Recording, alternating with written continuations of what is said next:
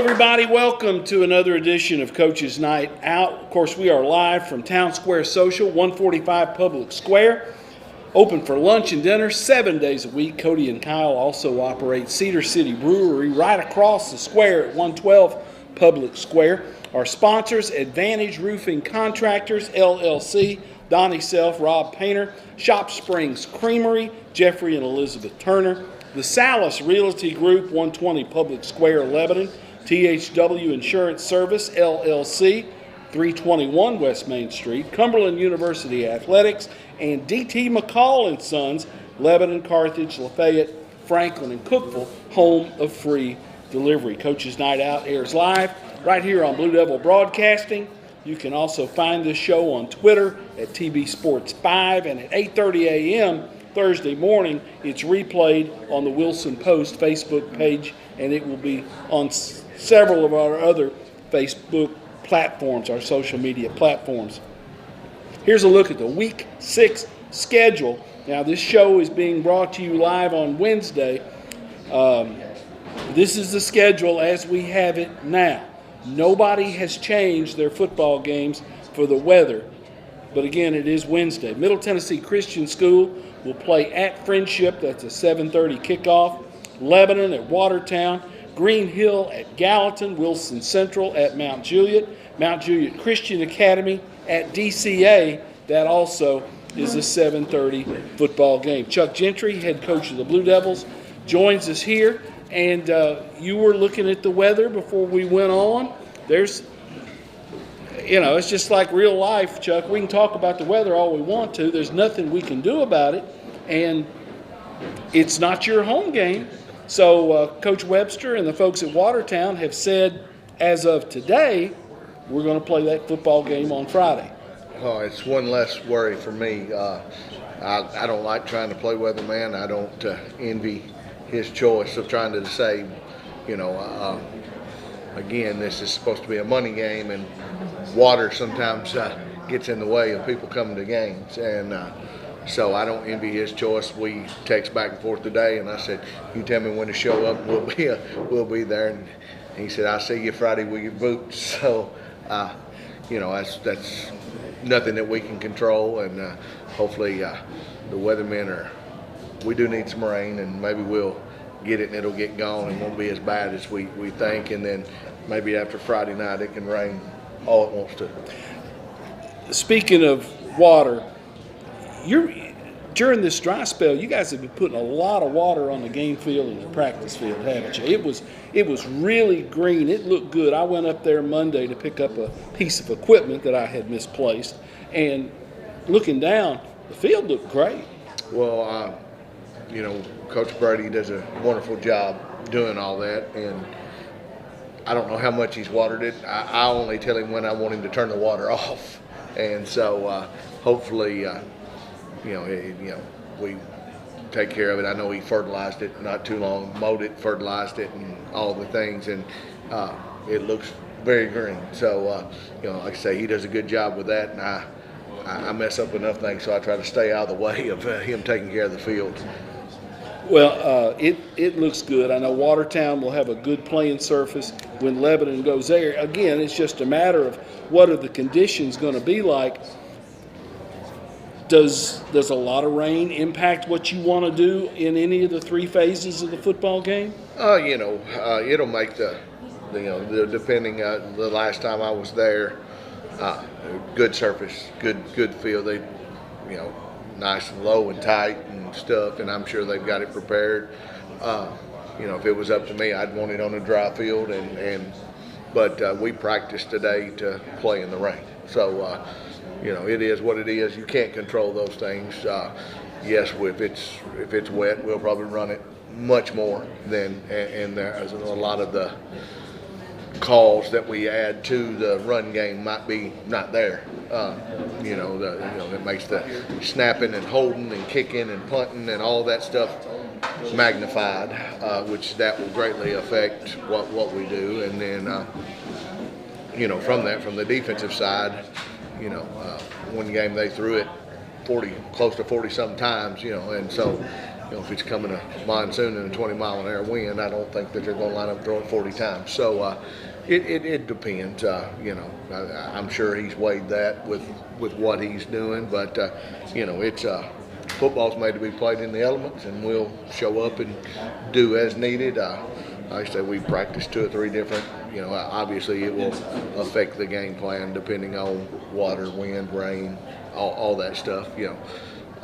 But it's just something that you also kind of feel out how your kids can handle it during the pregame and go from there. Watertown is playing an awful lot of young kids. I know they don't have very many seniors on that roster. And looking at what they do offensively, they may only have a couple of seniors that play on the offensive side of the football. I may be wrong in saying this, but the 2 deep is littered with a lot of sophomores and juniors, and I think 5 is what I counted on the 2 deep as starters. 5 seniors on both sides. Yeah, if you count them, when some of those play both ways. Yeah. So, they are a very, very young football team,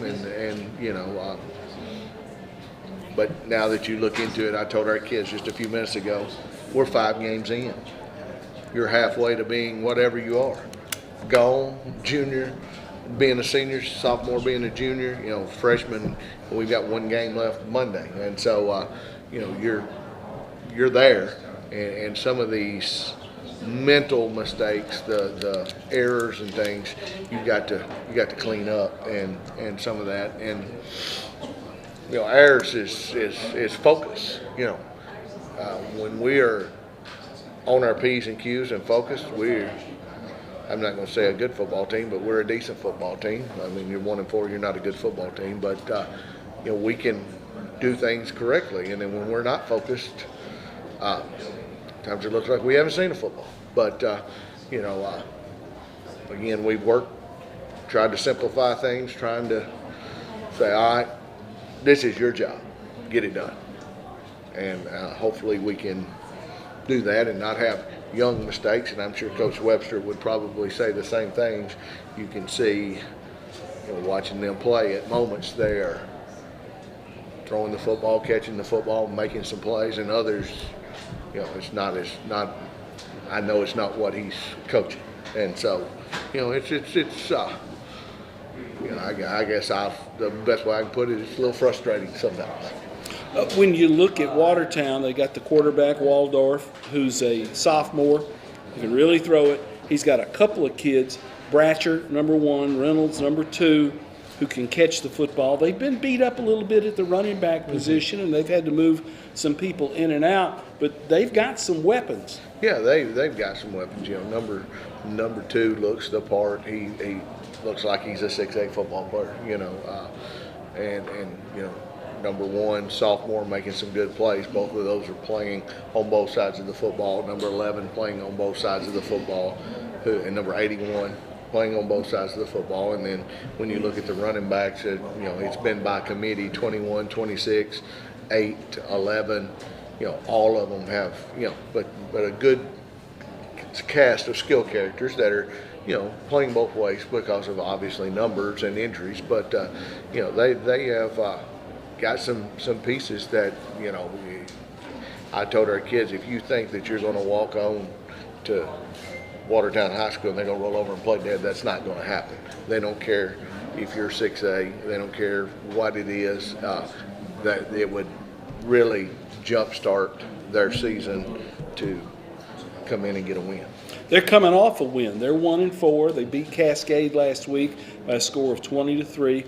Put that game away with a couple of fourth quarter touchdowns. Mm-hmm. I felt like they got up and they didn't feel like Cascade could score on them, so they started running the football and said, we're not going to beat ourselves, and then popped one and then kind of short field and got another one, but salted away the way you want to. It was never, when you watch the film, it's never in question.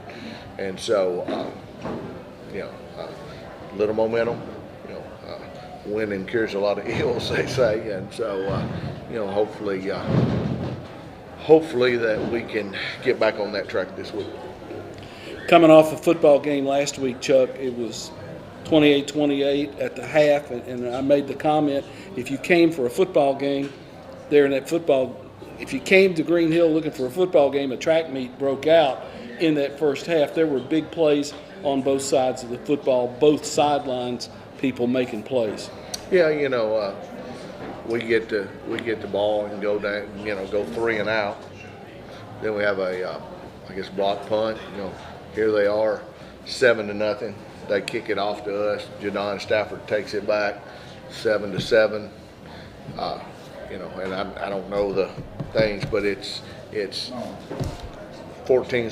14-14, 21-14, 21-21, 28-28, and we went to half, and we met as coaches and we talked about 2 or 3 things, and we made minor adjustments. Like, this is what we need to do. This is what we need to do. And in the second half, we didn't do our part. We didn't. I guess we didn't take the baton and run if the track meet broke out. But their quarterback had a good night, and they scored early in the third quarter. It's third down, and our defensive coaches said, we're on their side of the 50. You got 2 downs, and we didn't execute 2 plays in a row. Gave them the ball, end up getting a stop on the interception, and then about popped the first one, about popped the second one, but fumble, and we get it down 14. We're down 14 points, and then the onside kick happened, which I don't even want to talk about, but then we're down 21, and I think our kids kind of, the momentum, the moment, the call, come unraveled a little bit. And again, it was frustrating, but that's not an excuse to do unravel. And from that point on, I don't think we ever got back to what we were being successful with in the first half, because we were throwing it more and pressing and people making mistakes that they shouldn't make. There was plenty good in the first half still, things that needed to be done better, cleaner. You go back, you look at the film, there were some positives you could draw on in that game. Yeah. I mean, offensively in the first half, we were, minus the first 3 plays, we were probably better than we've been all year. They had only had 7 points scored on them, and with the help of special teams, we scored 28, and felt like we were moving the ball, and that they never really stopped us. It was us, and we missed on a long pass play there also, where we had a guy open, and we worked it all week.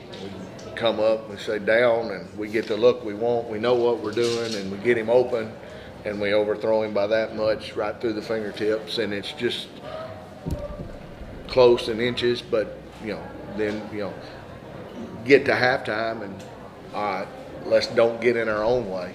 Let's play ball, and then that other stuff happens, and again, defensively we weren't good.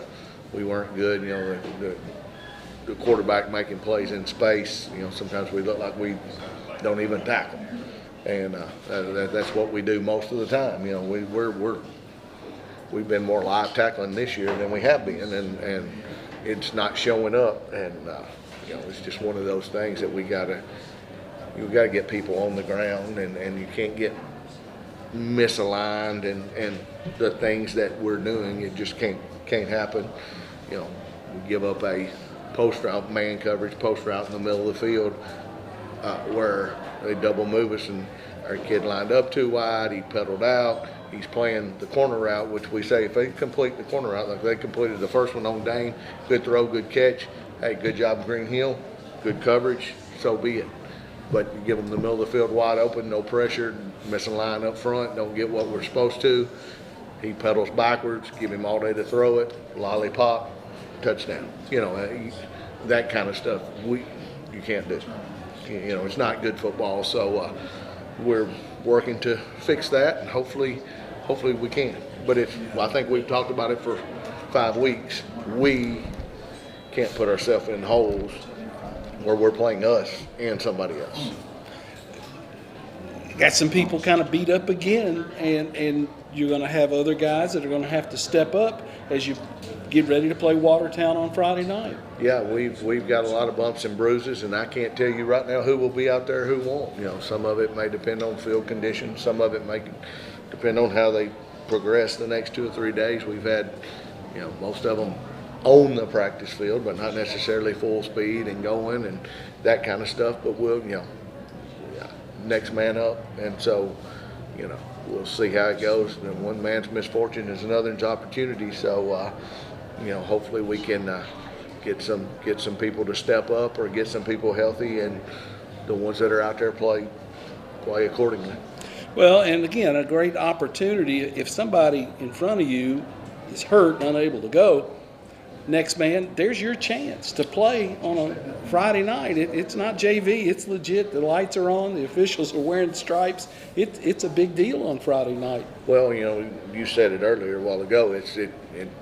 We're probably going to have several sophomores out there too, and some that maybe haven't seen as much playing time as they wanted. So, as we wanted, all right, your time's up. Let's go. The lights are on, and you got the good uniform on. It's not a JV game, so this one counts, and let's go. You mentioned you've got one more freshman game to be played. Mm-hmm. They only play 7 or 8 games during the season. 7 or maybe 8 this year. I'm not sure.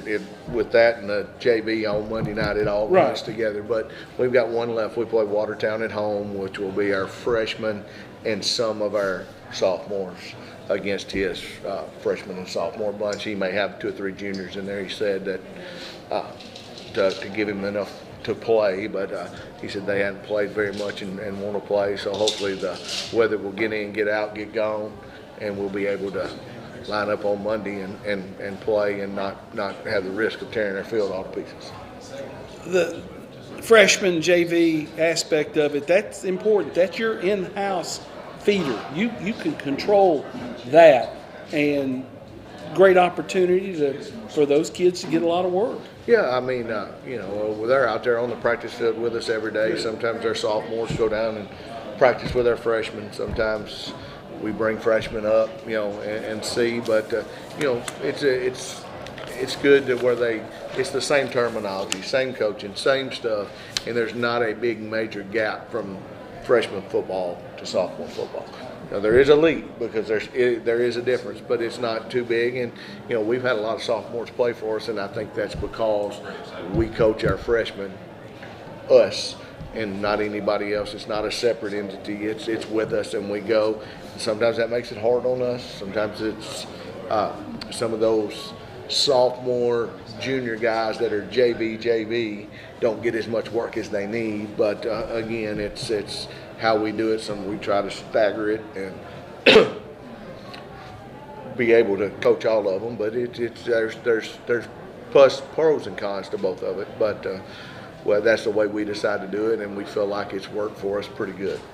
For Lebanon folks going to Watertown, Robinson Stadium's a great place to watch a football game. And as you're on your way, the official chocolate milk of Lebanon High football comes out of Shop Springs Creamery, 2816 Sparta Pike. Maybe you stop in on the way and have a cold dip of ice cream before you go to the football game. And this week's team's meal sponsors: Monday, the Kiwanis Club of Lebanon fed the 9th graders in the JV. Thursday, Crystal House will feed the team, and on Friday, Wilson Bank and Trust. Chuck, best of luck to you and the Blue Devils. Have a good next couple of days of practice and get ready to go for Watertown. Thank you, Tommy. And I will say, me and Jeff Clemens, at the last time we were going to Watertown for our freshman combo game, we stopped in at Shop Springs, and it made the trip. And then the last time I went to a junior pro to go meet Sabre and Aggie, on the way, I stopped at Shop Springs Creamery, and so I'm 2-0 stopping at Shop Springs Creamery. So I think me and Jeff and Zach Carter are going to leave just a little early. I don't care if it's raining or not. We're going to pull in and stop, and I don't know about those two, but I think we'll get us a scoop or two. Chuck Gentry, head coach of the Blue Devils, with us here on the first segment of the show. We'll be back with more right after these words.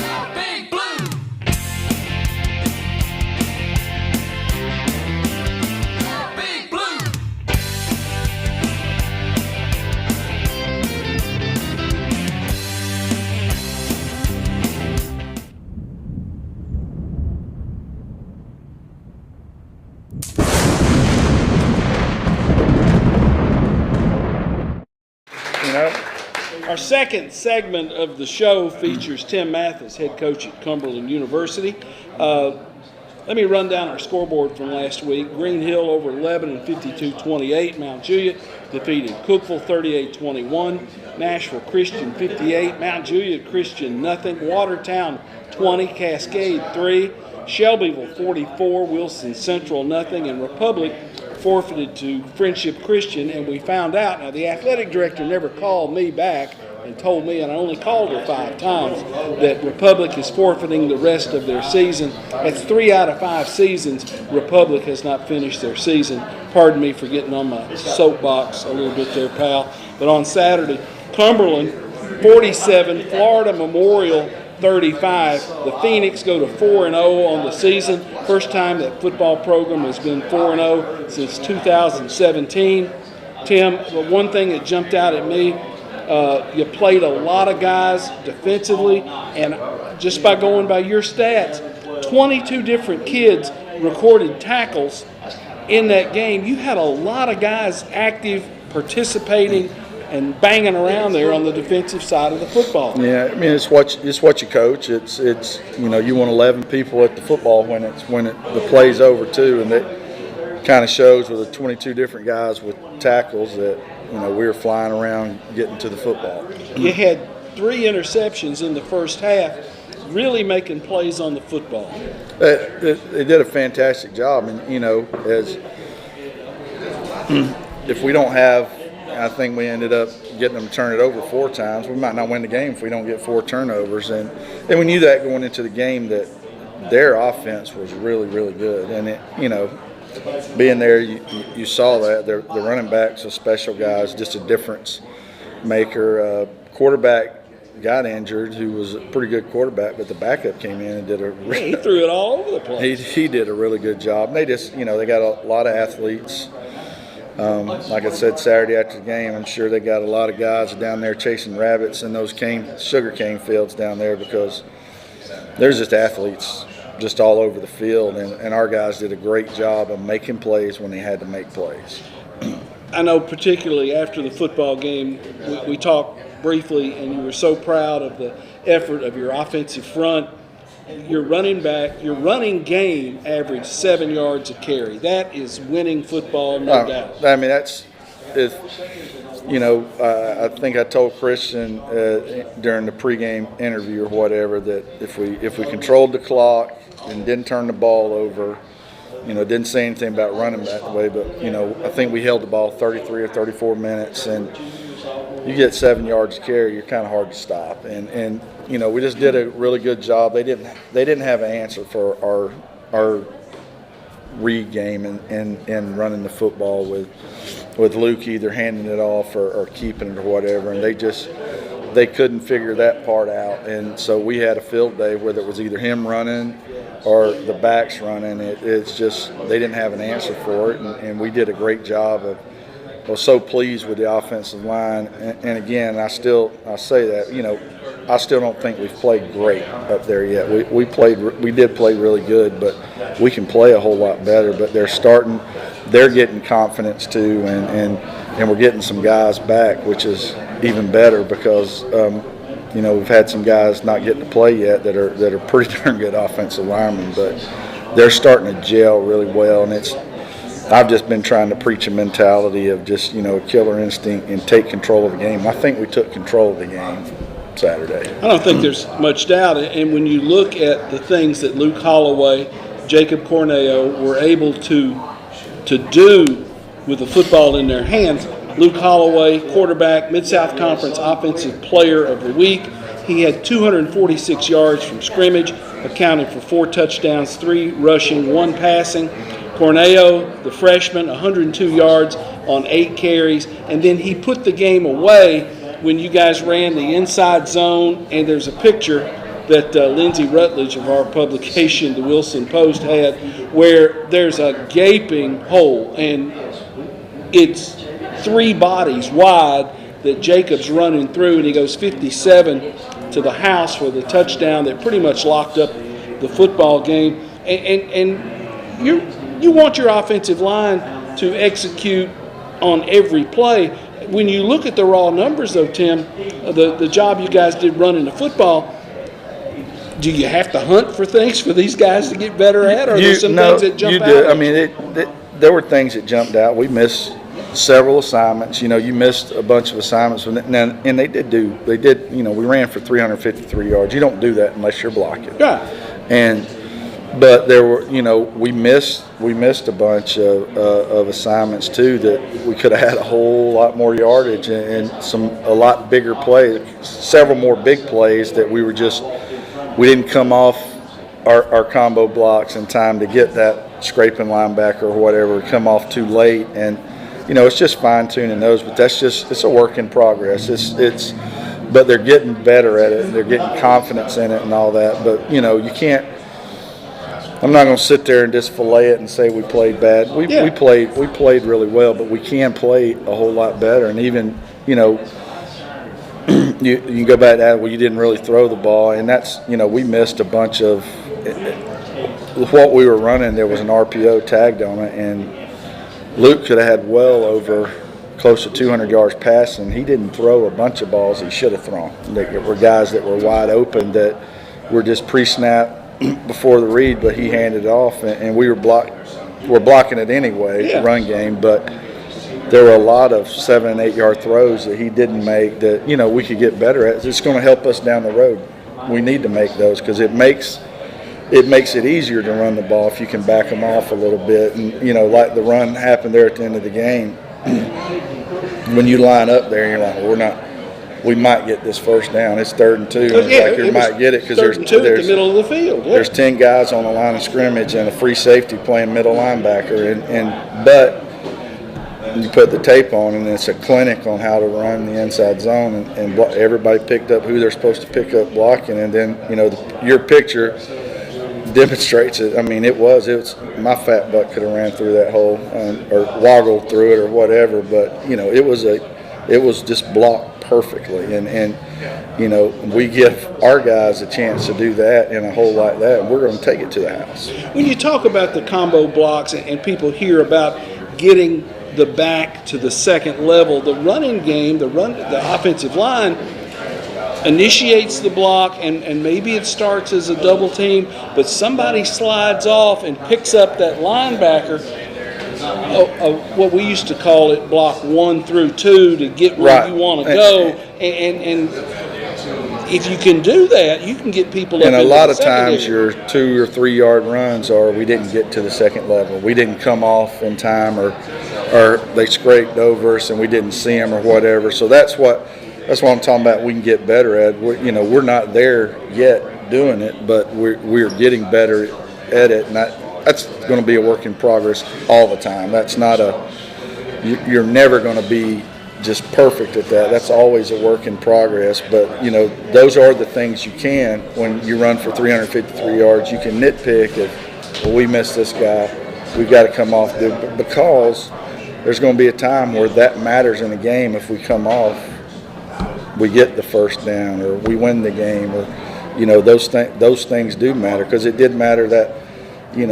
we're as many times as we had them turn the ball over, it was still a tough time stopping that offense. They were a good offense skill-wise, and if we don't make that perfect zone block there for the 50-yard run and put the game away, we're still in a battle.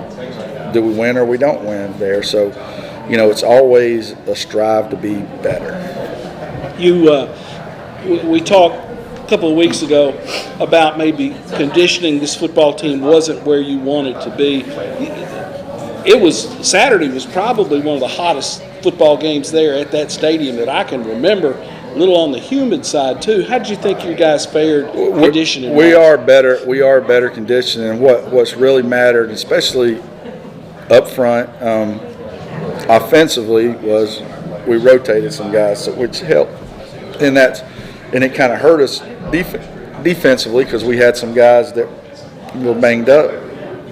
So we couldn't rotate like we normally. We usually rotate heavy, especially on the D line. And we had some guys, Des Wallace and Joey Samples that played every snap on defense. And you don't need that on the defensive line. So, this week couldn't come at a better time to get some guys healthy or whatever, because that was part of our problem defensively is the rotation. We had some guys that played a lot of snaps, which is normally not the case, but it is a lot better than it was in that Missouri Baptist game. We were in a lot better condition, but part of that is us as coaches too, trusting some guys and rotating guys. You've got an open week, which, by all accounts, probably hit at a pretty good time. You had 4 non-conference games. You start conference play on October the 5th at Campbellsville, but this week is pretty much about Cumberland. That's what that's how we're treating it. We're treating it about Cumberland getting better and working on us doing what we need to do to hit, because that's, we have this off week now. Now we got the gamut of conference play and we don't get a break. So, we do need this breather going into really the heart of our schedule, because I talked to him Saturday after the game that, because I always preach to him, we hadn't done anything yet, and we've done something now. We went non-conference, we went undefeated, and that's, there's no knocking that. That's great. We can't do any better than we can't do any better than that, but we've done nothing in the conference now. We haven't done anything yet, so it's 0-0 now, and this is what matters. If we're going to win a conference championship, this is where it starts. This is what matters. So this week is about us getting ready for conference play. I know it's a week out. What do you know about Campbellsville? They've had a pretty good non-conference start, right? They've had a pretty good. They got one more game this week against Roosevelt University out of Chicago. They're a Division II school now. They just went Division II, so don't know a lot about them, but. So they play them, but they've scored a lot of points on offense, but they've given up a lot of points too.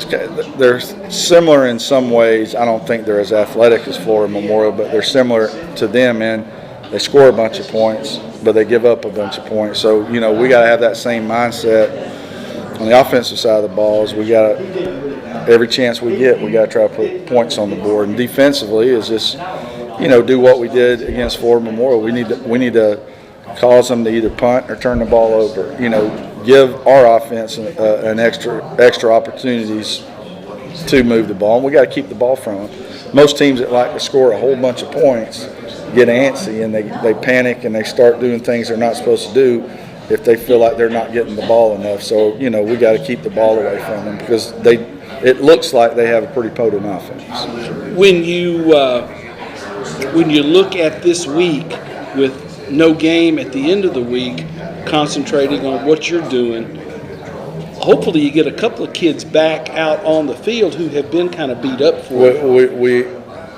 We are getting Mitchell Bear, the Fellowship Christian alumni that we have on the line that was hurt early in camp is back in the rotation now at guard, which is unbelievably awesome. Hopefully next week we get Drake Fisher back, so another offensive lineman that was hurt early and we'll be at full strength on the offensive line. And it's really the biggest deal. We're about to where he's about 9 months out, where we get Devin Williams back from his ACL tear last year, so he might be back Campbellsville, if not Campbellsville, the next week. So offensively we're getting it, and defensively it's just about, it's really guys just kind of nicks and bumps and bruises and stuff. You just want to get them healthy, and this week has allowed us to back off of them and let some guys get a breather to get healthy going in the conference, because we got to have every guy on deck to start this conference. When you go to Campbellsville, how many kids can you take on the bus with you? There's a travel limit? There's really not.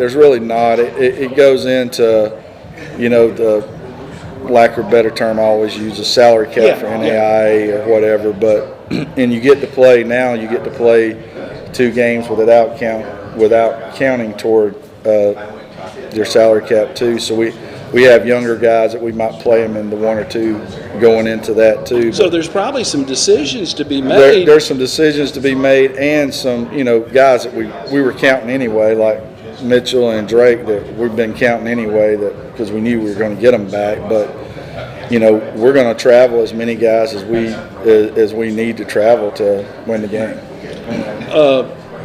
I'm just trying to think one more thing. With it being a 6 o'clock start, it kind of changes your game day routine, but we'll probably talk about that a little bit more next week. Will you practice Friday? Will you give them a day off? How will you handle We'll practice tomorrow, and then we're going to give them the weekend off, and you know, most of our kids haven't been home since they moved up here. Yeah. So this week we'll give them the whole weekend off. Let them you know, if they want to go home, they can go home, what have you. But they need this break from just doing nothing, and then, you know, we'll go back into the regular game week where we don't practice on Mondays anyway because that's our prep day. So they're going to get a long weekend of and there's no football. class on Friday, right?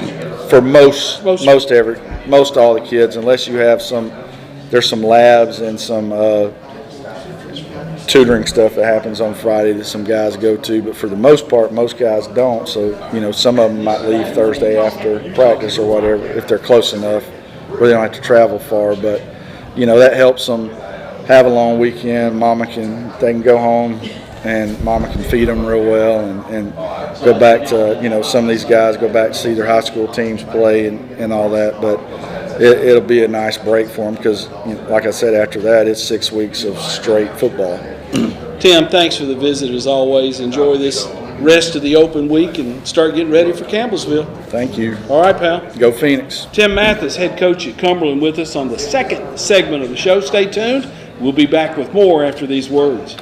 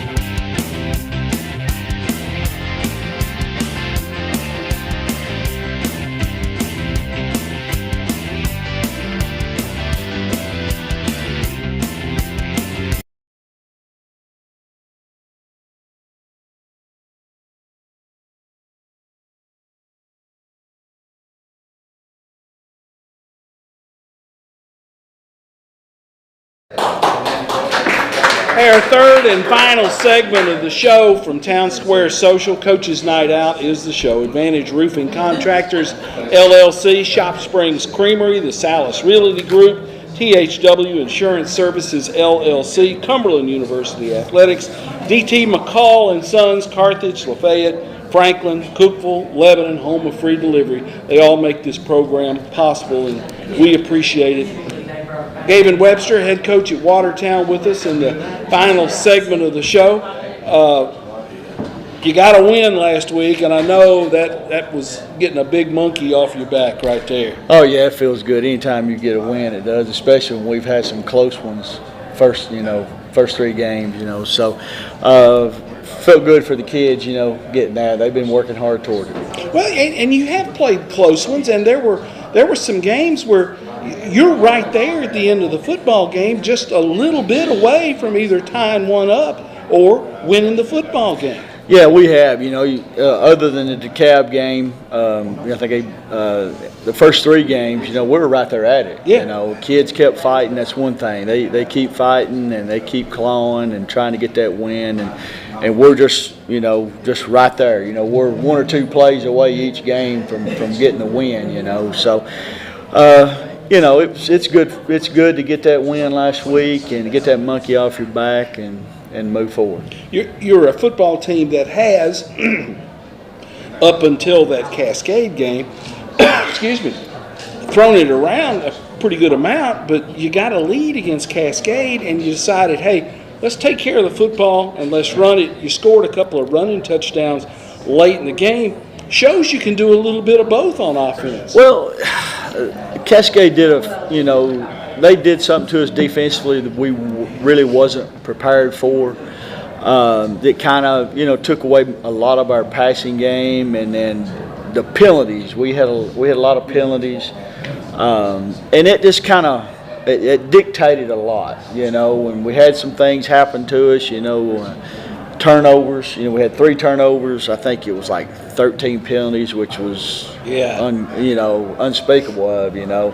So when you're doing that and you're sitting here thinking about throwing the ball down the field, and they were giving us a 5-man box. You get a 5-man box, you should be able to run the ball. So that was kind of our choice. They're going to give us a 5-man box. They're going to dare us to run the ball. Just put a hat on a hat. Well, yeah, and that's what they were trying to take away our receivers on both sides of the ball, and they did have us outnumbered there and gave us a 5-man box, and we're sitting there, okay, if you're going to do that, we're going to run the ball right at you. And that was something I really didn't know how well we could do, especially with, we go down a running back in the first half, our starting running back with Harper, and then we go with Oliver, who they kind of rotate in and out.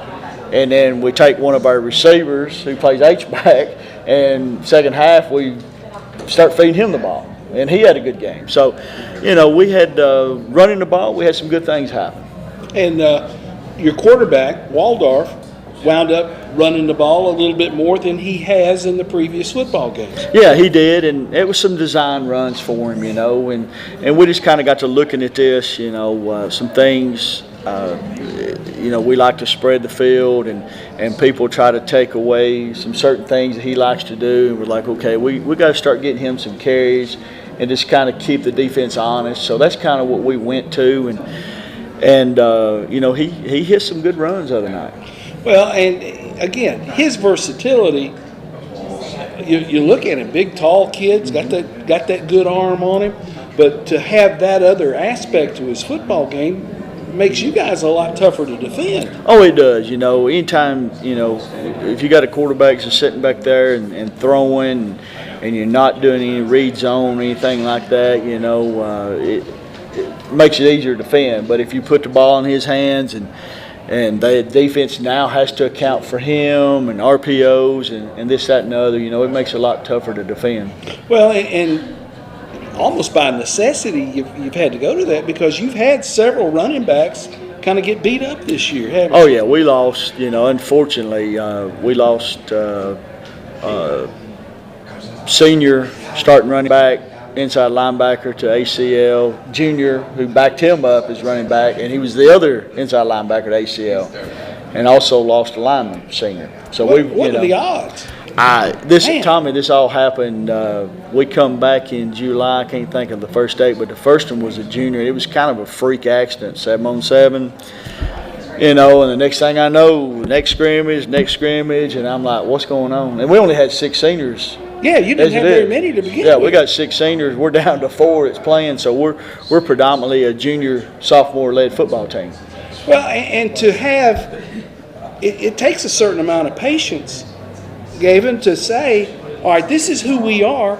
These kids are going to play, and you don't say that you're building for 2 years down the road, but the benefits are coming from having to play these guys. Oh, yeah, and that's one thing. The benefits are coming, and that's one thing I keep sounding off week after week after week, that these guys don't quit. Even the Cab game, I think we wound up getting beat by 15. I can't remember the exact score, but we were in it there for late in the late in the there early in the fourth quarter. Yeah. And and they had the better talent. More athleticism, but our guys just kept fighting. They just kept hanging in there and clawing, and that's what you want to see. And that's one thing that makes I never thought I would say enjoyable about being 1-4, but knowing that they keep fighting. There's a big difference in 1-4. Teams quit on you, not fighting, and 1-4, and these guys keep fighting and they keep coming back. It sounds like a great bunch of kids to be around, and it sounds like a fun group to coach. They are. They're still sophomore, and they still, you still got to put up with some stuff. They're not very mature, but you still kind of just walk off field sometimes like, okay, But they're fun to coach, and I love being around them, and it's all I can ask for. Defensively, you've given up some points. Again, you're playing a lot of young guys over there. Now you're into the second half of the season. This is week 6. Is there some growth still for those guys over there? Well, I think there's some. I think they've grown a lot, but I still think there's some growth there to be. Like I said, some of them first year they played, even though they sophomores, first year they've even played. As far as since junior high. So. They're working to get better. We still got growth every day. I'm not going to say we can't ever stop growing, because you can always keep learning and keep growing. So they're still learning. You've always been a big weight room guy. During the season, are you working during the season to get stronger? Is it a maintenance thing? How often are you in the weight room with the guys? Talk about that a little bit. We're in the weight room at least 4 days a week. Maintenance, if you're trying to maintain, then somebody's going to get ahead of you. So Coach Haggett runs our weight program, and we have them predominantly last block of the day. We have them all. So, we're still working to get stronger, and I've always kind of like, if you're sitting back just trying to maintain during the season, then somebody's going to get ahead of you. So we still try to, predominantly try to lift heavy, and we may cut back on a few things, later in the week. But early in the week, we're still working hard in there. Chuck talked about you're going to have a JV freshman kind of get together on Monday.